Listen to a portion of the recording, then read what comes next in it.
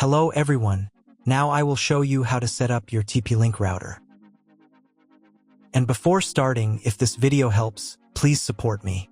I donate half of all donations to shelters. You can find more details in the description below. So, first thing you need to do is turn on the router. Take the power adapter, plug one end into an outlet, and the other into the router.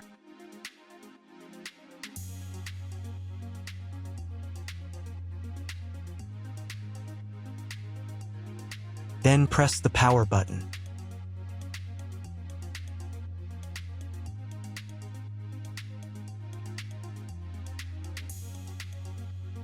When the router is powered on, the light will turn on. It may take a few minutes for it to completely turn on. Next, connect the cable from your broadband provider or from your modem to a special internet port. This port usually has a different color and labeled as WAN. Each cable should be inserted until it clicks. Now you need to reset the router to the factory settings. Press and hold the reset button on the router for 10 seconds, until the indicator lights on the router begin to flash. Sometimes this button is located inside the router casing to avoid accidental pressing. In this case, use a thin object to press on it.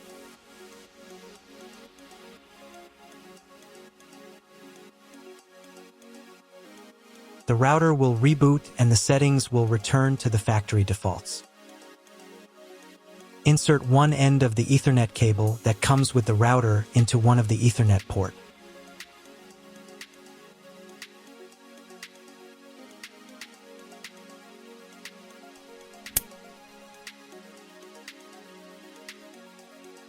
And the other into your computer's Ethernet port. Please wait a few minutes for connection. The router is now connected to your computer. Now you need to set it up. But first, I will show you another method for connecting the router if you do not have an Ethernet cable or your computer does not have an Ethernet port.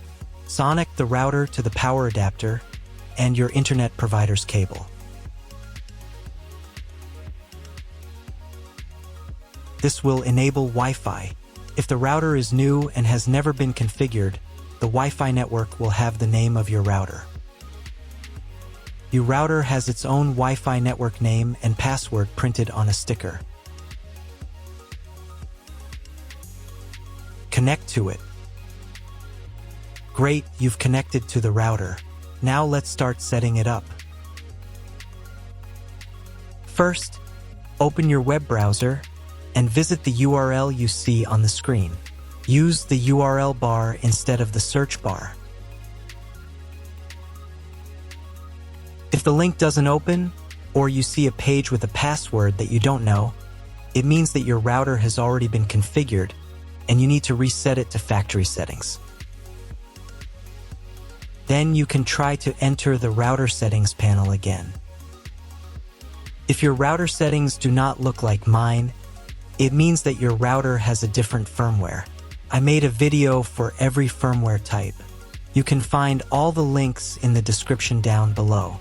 So at first you need to set a password for the personal cabinet of your router. Click on Let's Get Started button. I should also warn you that depending on the firmware version, you may not have some setup steps or they will be in the wrong order. Trust me. You got this. Just watch the video and follow instructions. On the first screen, select your time zone. If you don't remember which one you have, select any and click Next. On the next page, select the type of internet connection. Usually it is specified in the contract with your broadband provider. If you don't know, you can try to click on the Auto Detect button. The router will try to identify what type you have. If it has failed, select Dynamic IP and click Next. Depending on what type of connection you have chosen in the previous step, this page may differ from mine. If you have selected Dynamic IP, Then choose one of the options on this page. If your ISP only allows internet access to a specific MAC address, you need to clone the MAC address of the primary computer. If you are not sure about your MAC, select Use Default MAC Address and click Next. In most of the cases, there is no need to clone the MAC address. But if you can't get the internet connection after quick setup, please run it again and clone the MAC address for a try. On next page, set name and password of your future Wi-Fi network. You can enable the available modes of your router. There will be one or more modes available. If there are several, enable them and enter for each network the name and password of your future Wi-Fi network. Password must be at least 8 characters long. When you write the credentials, click on the Next button. On this page, you can configure TP-Link Cloud Service. Do not touch anything here. Just click Skip button. On the next page, you will see all the information that you specified earlier. Just confirm the settings by pressing Next button. Wait until the router tries to connect to the internet by itself. If it's failed, check again whether you have connected all the cables correctly. Click Skip, then try to reboot your router. But if it's not failed, then check whether the internet is available. Just Google something. If there is no internet, you need to reboot router. For this, go to Advanced.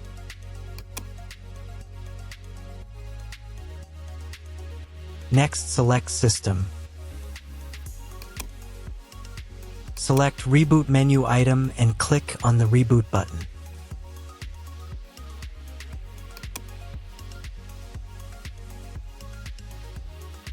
If the internet still does not appear, you need to log in to the router control panel using the password that you created at the very beginning of the router setup. Select Internet menu button, and then clone MAC address. After that, save the settings. Reboot your router again. After a couple of minutes, check internet connection.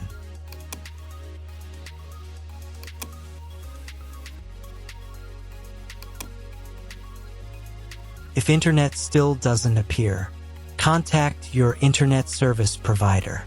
He will tell you what type of connection you have and what other settings you need to do. That's all. If you found my video helpful, please support my work. Half of all donations I send to animal shelters. All details are in the description down below.